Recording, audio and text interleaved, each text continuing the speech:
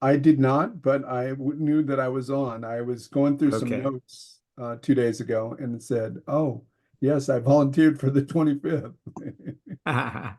No, that's great. That's great. Hello, Armand. How are you this morning? Hey, Afternoon, your doing good. time. Doing good. Good deal. Hey, Ron. Ooh, a cup of coffee. Man, what do you know? Thank you so much. All right, we'll get started here just a minute, get a few more people joining in the room. And got it recording. That's great. Let me check. Can you make me a co-host, Bob? Oh, sure. Yeah. Yeah, Hang on a sec. Got to always clean some stuff off my screen here. always hurry and check the last minute emails that come in because I'll make there's you always host. okay, there's always 4 or 5 people that are still trying to get into the room. There we go. A few more joining. Good morning, y'all. Good morning. Good morning, everyone. We'll get started here in just a minute. A few more people trying to get into the room. Don't want them to miss out on tomorrow's presentation. Do you have some slides that you want to share? Yes, I do. Okay, great. Give you access. Breck, do you have more people joining from your side? Yeah, that's what I was just looking through emails to make sure we hadn't somebody wasn't looking for the link. And I'm sure we'll have others. I know Mike Hayes is going to be joining late, and others that said that they would be had other meetings but would be joining as soon as they could. So, Well, but we're yeah, off to a welcome. crazy year, right? Yeah, should be fun. Our poor pharmacy partners are getting having to deal with the DIR Armageddon, DIR fee Armageddon right now. Oh, So I'm just calling it the DIR Armageddon. Yeah, I already They're still trying to figure out what all those clawbacks are going to be right now. So I know Damar's familiar with that issue and problem. Yeah. Has estimated that somewhere between 10 and 20% of our independents will close their doors because of really? the poor reimbursements A big number. and DIR fees. Yeah, huge numbers. So we're working overtime trying to bring solutions that will help them survive and not have to close their doors. So good fun project that I get to work on with a couple of the folks in this group. Welcome, Dr. Bob. Hi, can you hear me okay? Yep, hear you just Beautiful. fine. Hi, Well, everybody. we'll go ahead and get started so that we can finish up on time here as well. And I'm sure there'll be a few others that join with us. But welcome to the Mastermind Referral Group. Bob and I started this about a year ago, and it's expanded to multiple countries now, and over 160 doctors, lawyers, scientists, professors, PhDs, a lot of PharmDs from my industry. Obviously, not everyone could be here each week, so when you can join with us, we welcome you, and you're glad that you're here to be with us. We love to refer business, and so that's what this is all about. It's not a requirement to make referrals, but once you get to know, like, and trust people in the group, then it becomes easy to make referrals. And several projects have been started up out of the connections that we've made in this group. So there's at least 3 projects that I'm aware of that I'm personally involved with from other members of this group. So that's been a real blessing. And I've been an old sales guy from 30 years plus ago. Remember my first real sales job was door to door. I was knocking doors, doing home improvement projects up in the Bay Area of California, to earn money for school. And so the owner of the company gave me some cassette tapes. Yep, I'm that old that I used to listen to cassette tapes.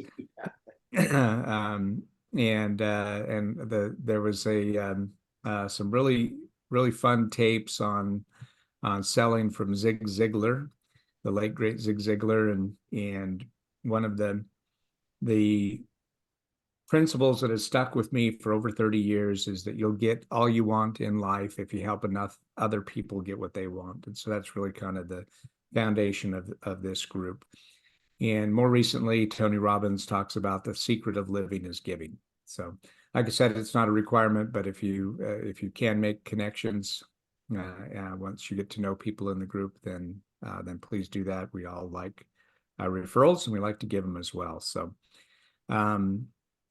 each week we like to get a little more in depth on one of the group members, and so we take turns presenting to the group. This week we get to hear from Dr. DeMar. He's a PharmD, so he doesn't throw that around as much as some of our PharmDs do. But DeMar is a doctor of pharmacy, and he'll be presenting to us today. Next week we have the great opportunity to come with your presentation, kind of your elevator pitch, if you will, ready to get feedback from the group on that next week on February 1st. And then we have other presenters up through February 15th. So if you'd like to present to the group, or if it's been a while since you presented to the group, February 22nd, February 29th are still open and available. I would love to plug you in and let you help us better understand and get more in depth of exactly what you're an expert at. So without any further ado, let's turn the time over to DeMar. We're looking forward to hearing from you today. Great. Thank you very much, Breck. Good morning, everyone. As Breck mentioned, I am a pharmacist, PharmD, and I went to pharmacy school 42 years ago. And then PharmD, it really wasn't necessary, but you could just see the writing on the wall. If we wanted to be kind of viewed as practitioners, then the extra training to make you a drug expert in a particular part of drug therapy was really something that you needed to do. But yeah, spend the time dial forward 40 years, and that is the only degree now. You can't come out with a BS in pharmacy like you could before. And so from that standpoint, and the pharmacists coming out are a lot better trained. But the one thing that was present back then, that's present today, is it's about taking care of people and providing the best healthcare for them in the form of medications. More importantly, as we get more advanced, helping them decide the technology and to make the best decision for themselves or their family members. And the thing that you don't know about me is I decided that, I've got two kids, and I decided when my daughter was graduating from West Point that I was struggling to get time off from work. Graduation at West Point is a week-long process, and I was struggling to get just a couple of days off. And that was my light bulb moment when I realized that I had gotten the work and the lifestyle backwards. And So, the next 12 years, I want my work to support my lifestyle, and not make my lifestyle or my life with my family to be second. So from that standpoint, that led me to coaching, because when you when you have that much experience, and unfortunately I can't hide all the gray, it makes it very people say, okay, this guy must know something if he's been working that long and still enjoys it. And so they would ask me specifically about why uh, what I thought about their operation, their business, how they can make it better. And then the pandemic hit, and everything was shut down, and all I heard was, that people were starting to look at other ways to remotely do work, and coaching was one of the things that came up.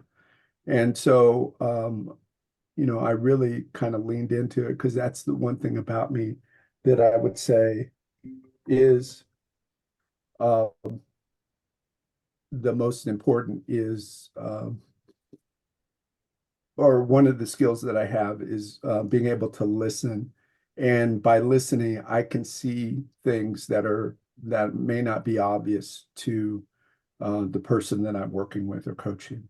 And so from that standpoint, that led me to that. And I've gone through a couple of different programs, and the program that I've kind of now kind of lean on is the one that I'm going to share with you today.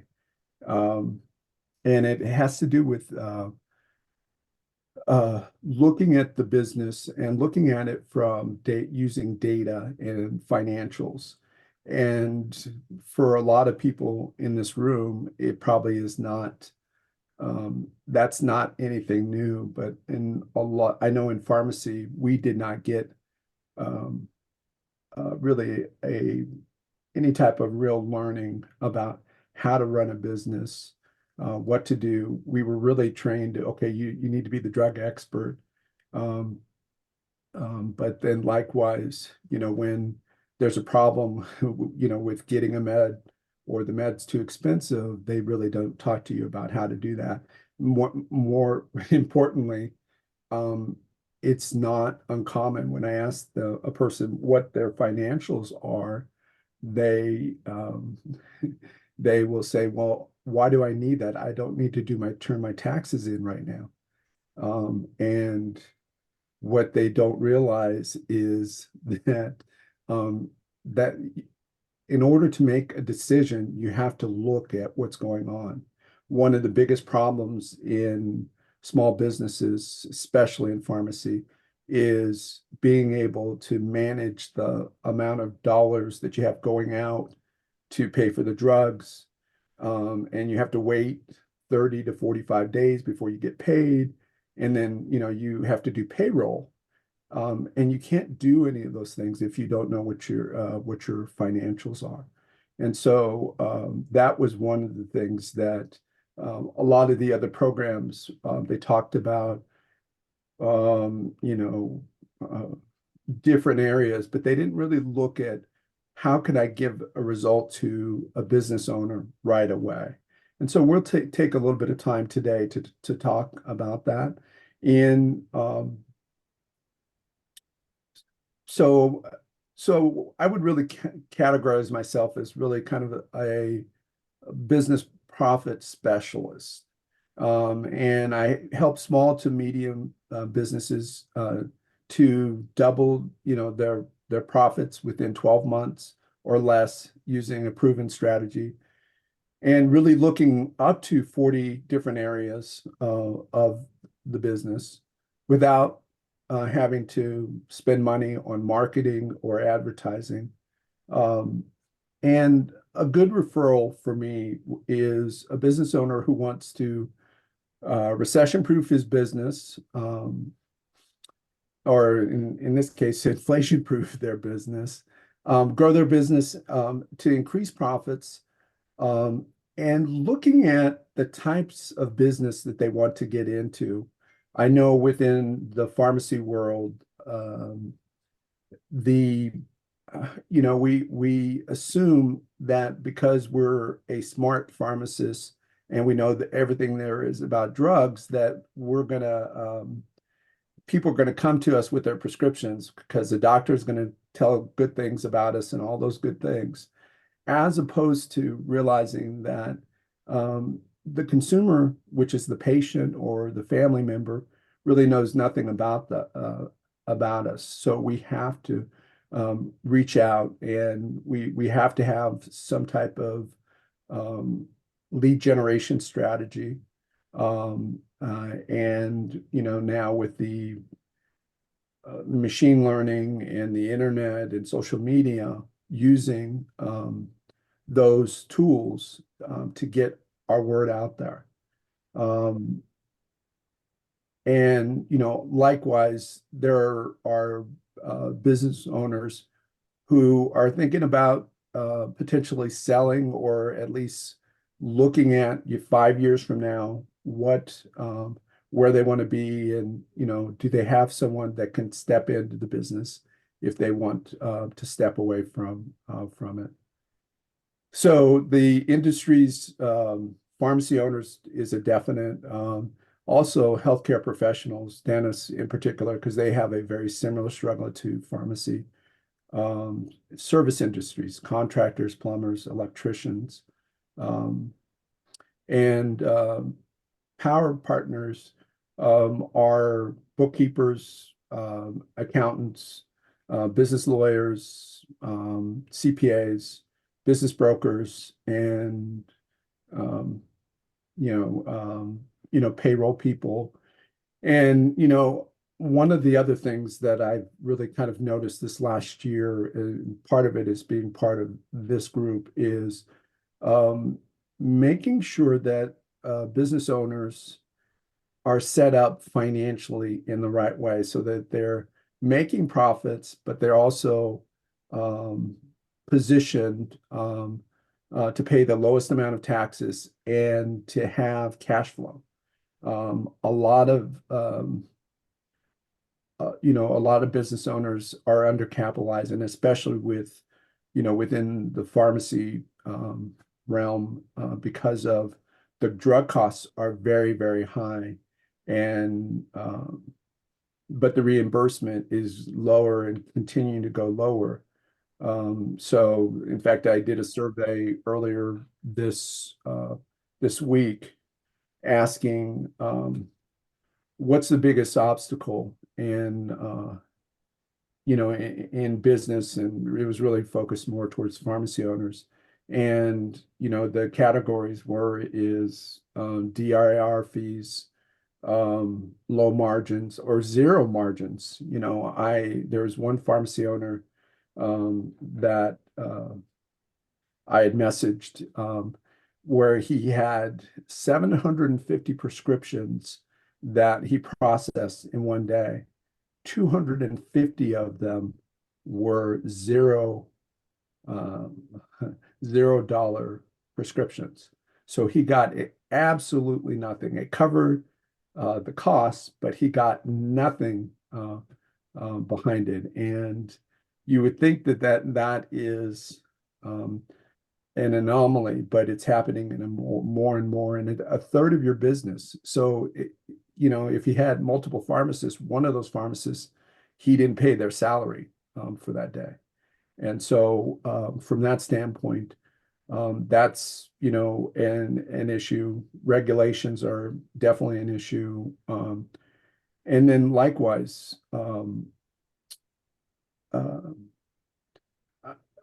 cash flow. Cash flow is there, and really the two categories are similar. You don't have cash flow if your reimbursements are low or zero. And so from that standpoint, that's a thing. So let me pull up.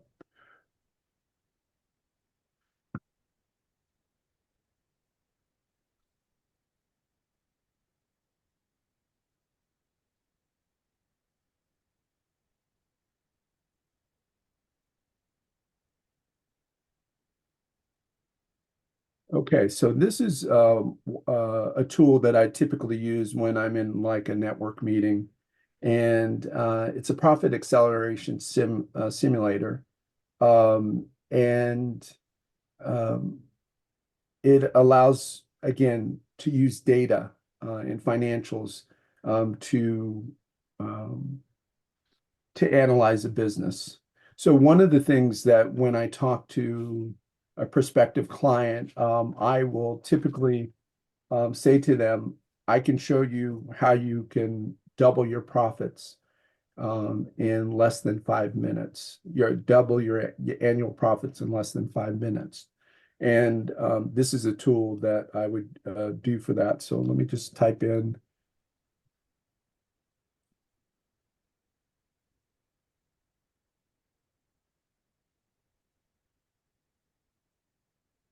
It's $100,000 annual revenue. Gross profit margin is 50%, and net profit margin is 10%. And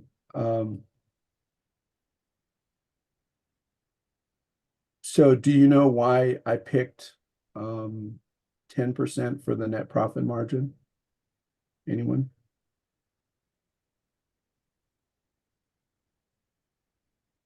Well, I can tell you that profit margins have gone tremendously for community pharmacies, so that's actually favorable. Most of their margins are 3 to 5%.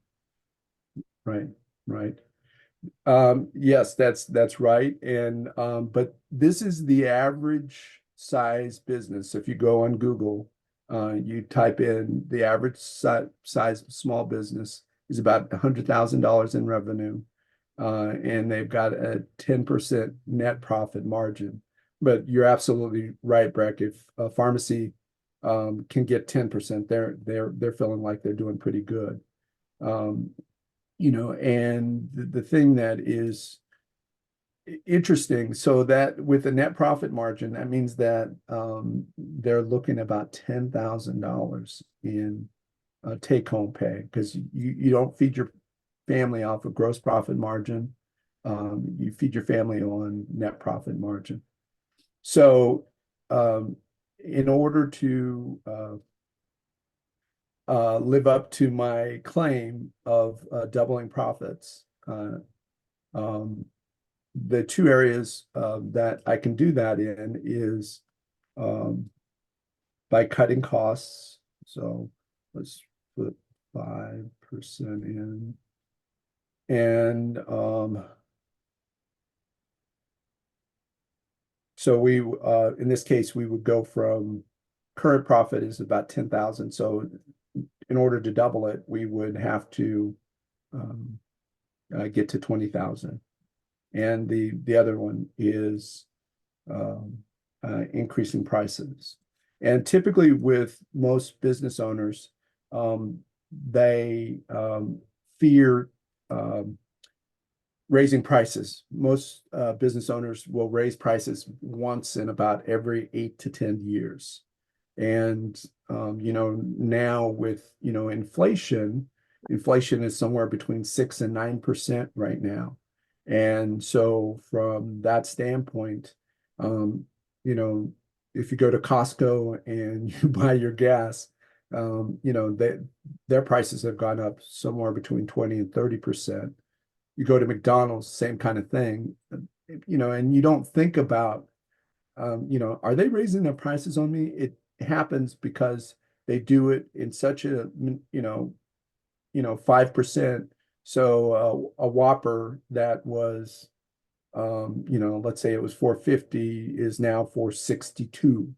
And so from that standpoint, it's not going to stop you from um, buying the sandwich. But um, business owners feel that they can't do it because they'll lose customers. And one of the reasons why is really the number two thing on this is market dominating position. They don't have something that sets them out where people will come to them, whether it's a little bit farther or it's a little bit more expensive because they think that they're getting value.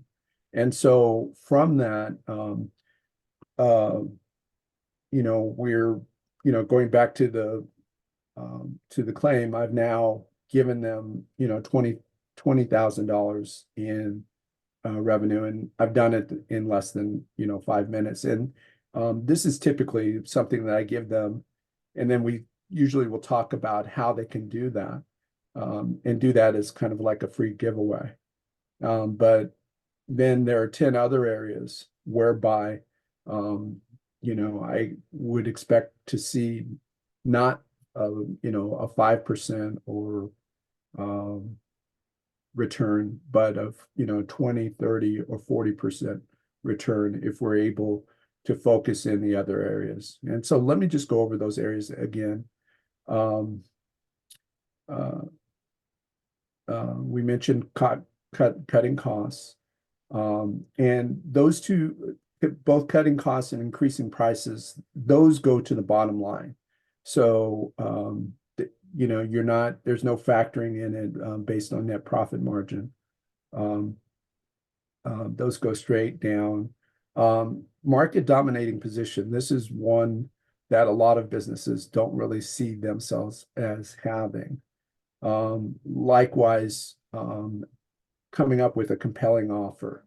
Why should I buy from you versus the other person down the street that's selling it for $10 cheaper? Relationships, upselling and cross-selling, being able to find like-minded vendors who you can sell their products to. So a good example is, partnering, doing joint ventures with like Phil and Richard, that really put their business owner's business in a good financial state so that they're able, when they have good times, be able to or not really hide the assets, but keep the profits as opposed to paying them in taxes. Bundling,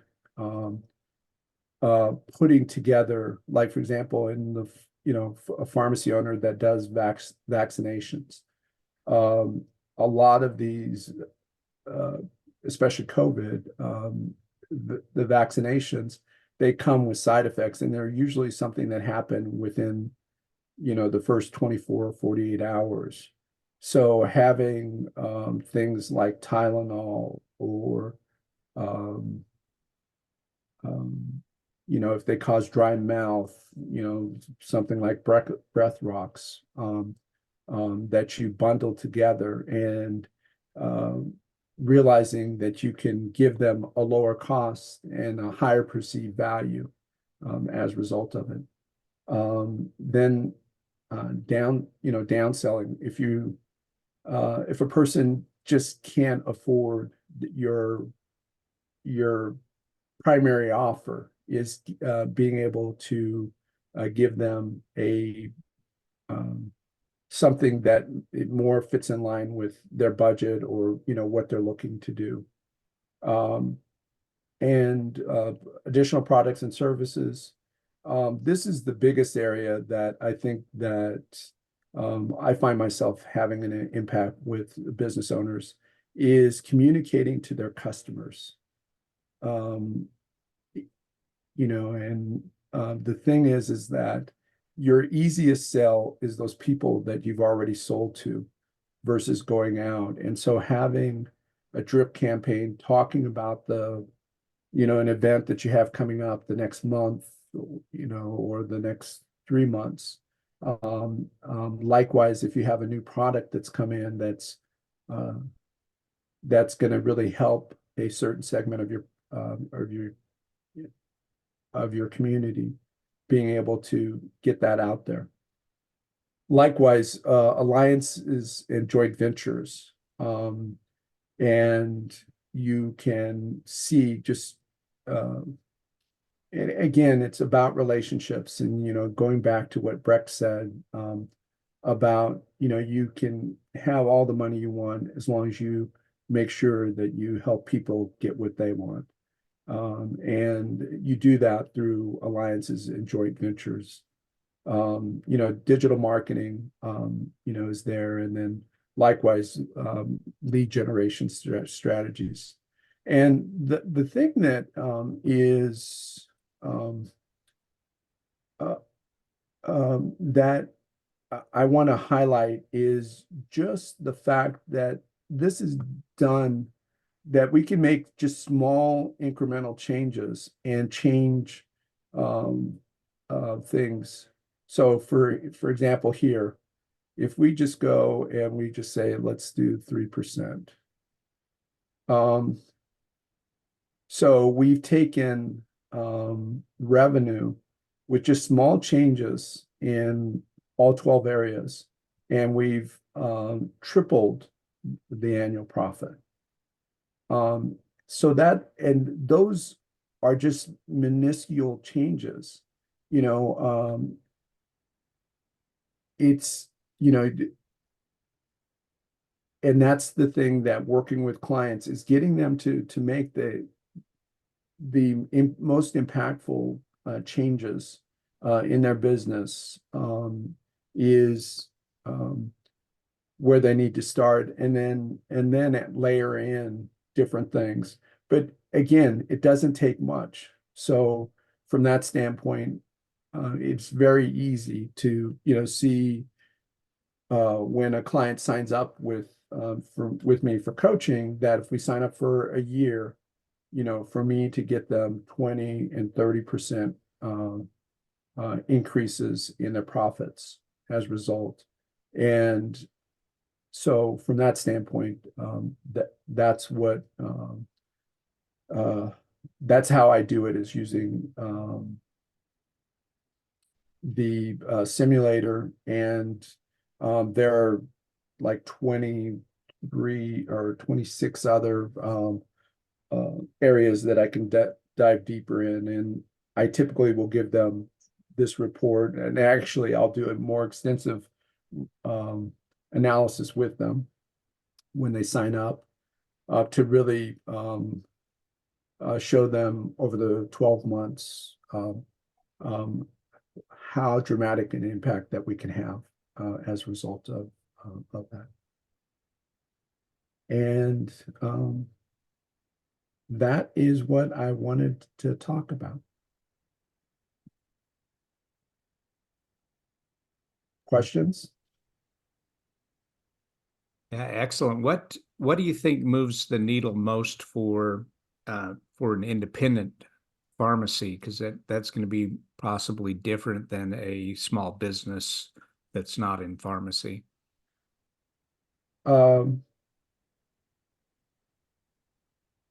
The thing, really, I would say that the thing that moves the needle the most is, number one, defining what they're going to do, and what separates them from their competition. So taking, for example, a compounding pharmacy, they have defined that they're going to make customized medications. Typically, they're going to do it, and it's going to be something that's more of a cash-based business for the most part, although some compounding pharmacies do bill insurances for them. But they've said, okay, this is where we're going to plant our stake, and we're going to lean into that, versus trying to do everything that's out there. So, for example, looking, and that's why, Breck, when you look at the Fountain of Youth, you're looking at things that can, again, drive revenues 20 to 30% higher,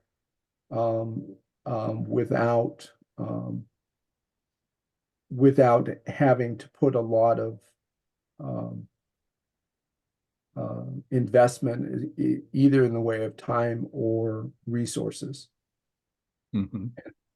And so, yeah, so, and then, again, being able to sell other products, like, for example, being able to do the wound care program through a Mhm. partnership um, with Superior.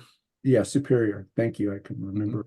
Yeah, so that would be the way that I would approach it. And then likewise, the other area that I would have an independent pharmacy looking at is how can I sell to my other customers that I'm already providing prescriptions to? Hmm. Yeah.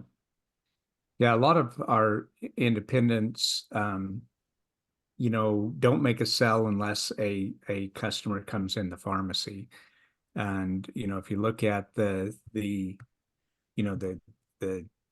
only less than 20% that even have a website, um, just providing that other 80% a web page and an online portal to sell things 24/7, right? And Right. then identify those patients who need some of those supportive things. So if somebody's on metformin, maybe they need a good glucose monitor. So then offer that in your on your online portal, making sales, like I said, even in their sleep. Yeah. So yeah, so I mean, just bringing some of those just basic things to their attention. Are you also working with non-pharmacy small businesses as well? Yeah. Yes. Okay. What type of non-pharmacy small businesses are you working with, Demar? Um, uh, uh, there's one company and they essentially she has three different businesses, but she's essentially an event planner.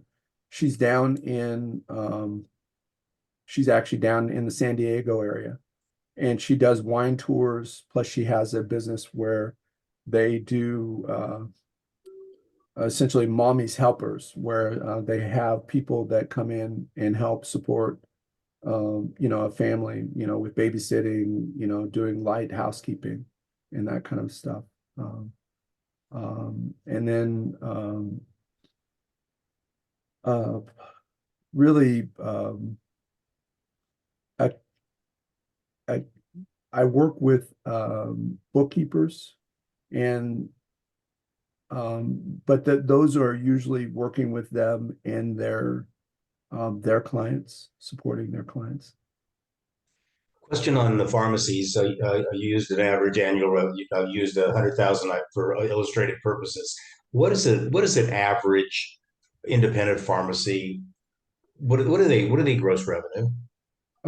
So the gross revenue is about 1 million, and it can go up to 5 million or 10 million. And the gross profit margin is about 20% Really? for on average. And as Breck mentioned, the net profit margin is about 5%, 4 to 5%. And Okay. so they're really doing that's a tough thing. And the funny thing is that I just had a conversation last night with someone that is representing some investors that want to buy pharmacies, and they don't care about the low revenue. It's just that it's recurring revenue, and they're just concerned that they want to minimize or spread their potential risk over several different investments. But typically, with those type of gross profit and net profit, um, the goal would be to get them in a 15 to 20% or 25% Now, over a 12-month period of time. are you including the salaries of the actual salaries of the pharmacists in your expenses when you're dealing with that kind of a margin, or are Yeah, you? yeah, So there's a salary that's taken out, and you use that as an expense, and you still have a margin of 4 or 5%, correct? yes, I just yeah. want to understand. Okay, okay. And that really is the take home from what Breck was saying earlier when you look at these clawbacks or DIR fees and $0 margin prescriptions. if they're taking a third of your business and you're getting $0 from it, um, then you're just not able uh, to make it. And a lot of pharmacy owners still want to, I'm going to increase the amount of prescriptions that I fill because at some point it'll, the reimbursement will get better or the net reimbursement will get better. And that's suicide. That's professional suicide. Yeah. And that is really, Increasing the negative. yeah. Okay. Interesting. This cool little software program that you use, do you pay a subscription for that, or where does this come from? Yeah, it's part of my essentially training or licensing. I guess it's a license really. So, Okay. but yeah, no, it's a good tool, and a lot of times just being able to go over with someone and provide them this, even if they don't decide to go with it, it gives them a blueprint of how to move forward um, and have an impact. And we're not talking big dollars in order to have um, significant impact. Right. Mhm. Yeah, that's pretty impressive, really. I have a question for you, Tamar. This is Bob Levine. So you talked about a bunch of different industries where you can help people outside of community pharmacies, right? Yeah. And so I'm curious, when you talk to somebody who's unrelated to community pharmacy, how do you, and you talk about regulations, how are you like, do you check out all the regulations associated with all these other different businesses? And can you let somebody know that how do you let them know you're an expert in their area of work where there's regulations that they need to know about and that you know them? Great question. I would say that the way that when I have a conversation with a business owner, I try to make it very clear up front that I don't know their business. They're the expert in their business. What I want to do is help them develop a system whereby they focus on the things that are going to give them the greatest impact. Pareto's principle of 20% of what you do is 80-20. gives you 80% of your results. That's all we're doing here. The 12 areas that I'm focusing on is the 20% that are going to move the needle.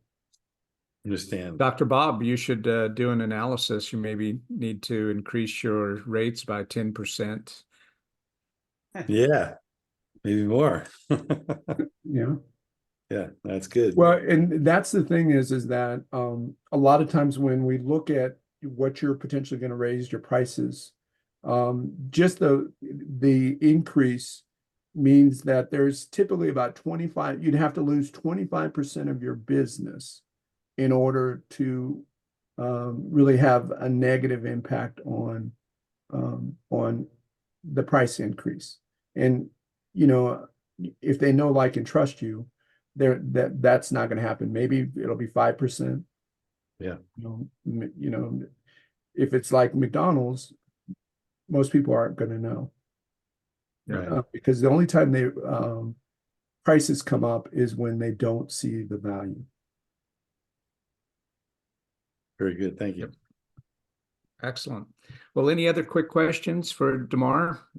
Like to maybe go around the horn here and make some introductions for some new folks here, but wanted to make sure that everyone got an opportunity to ask any questions they might have. Well, here's a general question. Do any of you know or heard of Boolean search?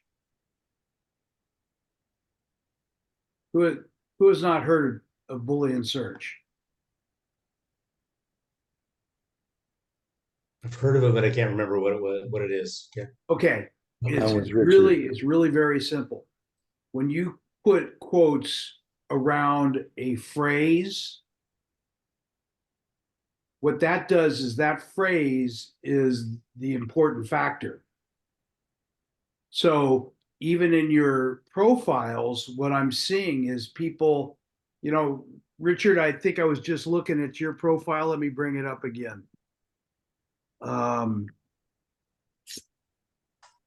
Yeah, I'm actually still in your profile. Okay, so if you put in your heading, we bring cash into businesses through programs supported by tax strategies and government credits and incentives. Well, that's all one straight sentence. If you break that up and you put the most important thing is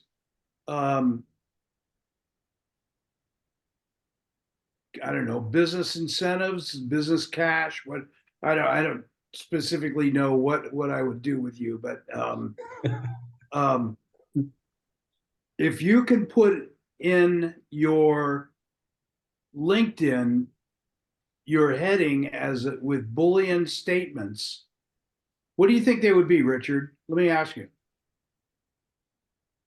Giving cash to businesses, I guess. Right? Yeah, that's long. I Well, really wouldn't recommend putting anything over 2 to 3 words at most, because when you add it as a Boolean search, the shorter the better. you're talking about searches from other people searching it, finding it through mine. Is that what you're Bingo. saying? Yeah. Bingo. Yeah. One of the problems that I have is that so few people, businesses, realize that they're missing out. That Yes. the problem is one of the problems that exists for me is that SEO doesn't make much difference because nobody's searching because they don't know that it's out there. Right. And Well, okay, here's an area I'll correct you. Even on LinkedIn, a Boolean search is important. And I think, I believe in my profile, I have separated some keywords and key phrases with quotes. Hmm. And as a result, I get searches every day. I get people trying to connect to me every day. So yeah, no, listen, give me a call. I'll Yeah, come up with some ideas for you. I've got it among the blizzards of stickies that I have here to follow up on. Oh, That's are we awesome. living in a sticky world? Oh my God, I can't keep if I put it all in the computer, which I have the follow-ups on there. They're out of sight, out of mind. At least I keep Well, these, and if they're here, I have to follow up on them because they remain there. I love it. I love it. Okay, so everybody's into artificial intelligence now, right? That's right. Yep. Okay. If you think about it, all this stuff becomes impactful when you're using AI. And I'm just starting to get into this. I decided to take my rusty old brain and go look at the old fashioned stuff that I used to really target.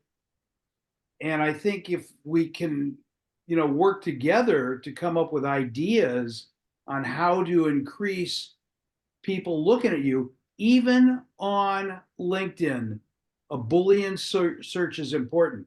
And you know how many people realize that? Few. Almost nobody. Almost nobody. So, the more that we talk and work on that, um, I think we'll find that it'll help. So, Richard, maybe we should use you as a guinea pig for our Idea. group. It's an idea.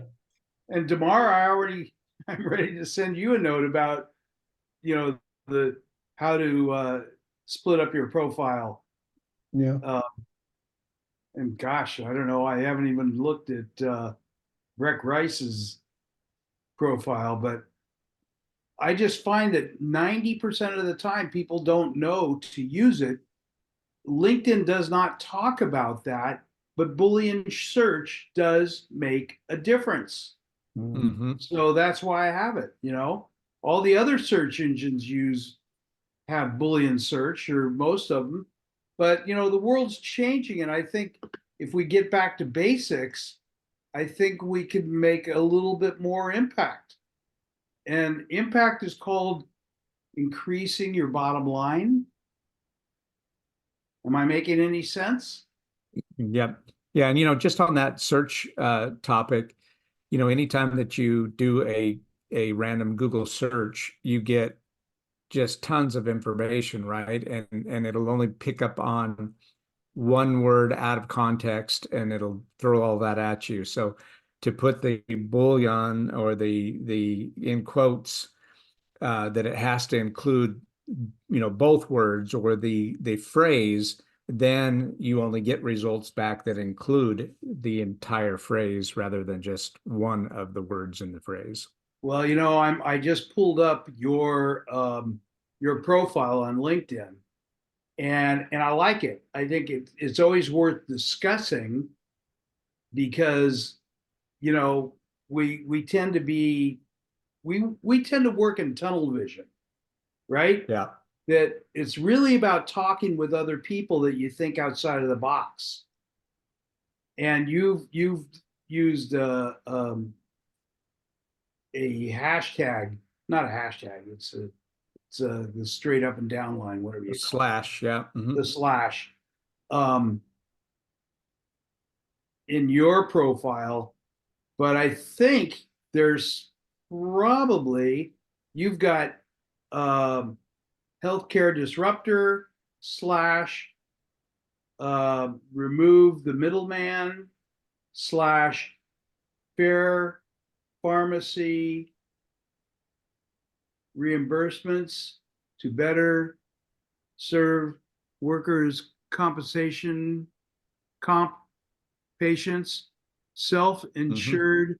I think I don't know if people would be searching those terms, but if you do that, it would be really a lot of fun to see what we could do, Rec, and if it would have any impact on your growth.